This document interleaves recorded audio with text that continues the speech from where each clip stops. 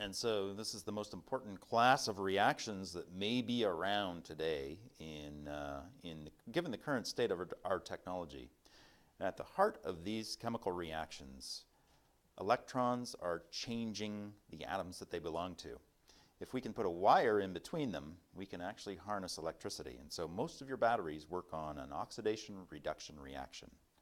In this question, we're asked to identify which of the reactants is oxidized and which is reduced.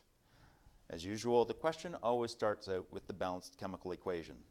So we have solid lead being put in a solution of copper nitrate, and a single displacement reaction happens.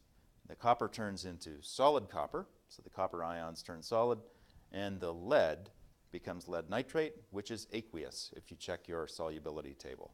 Okay, so starting with the balanced chemical equation, we're going to turn this into the full ionic equation. And so lead stays the same, copper is 2 plus, and this is aqueous. And there are 2 nitrate ions, and this is single minus AQ.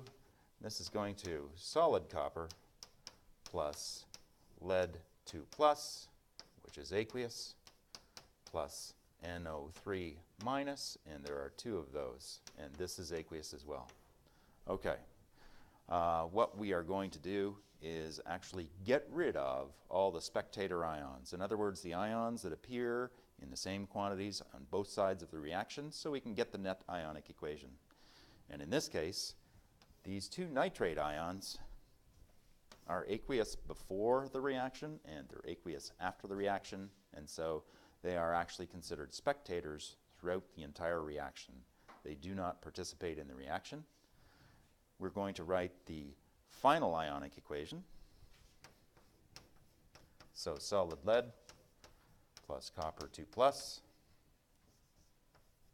which is aqueous, goes to solid copper plus the lead ion, 2 plus, which is aqueous. Now we're going to try and figure out which of these is oxidized and which is reduced. And so if I look at my lead, actually, it's going from lead to lead 2 plus, and so this is being oxidized.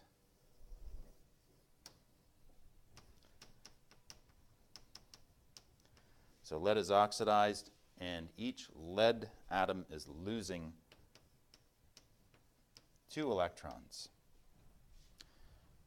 Opposite this, the copper is being reduced. And so the copper ion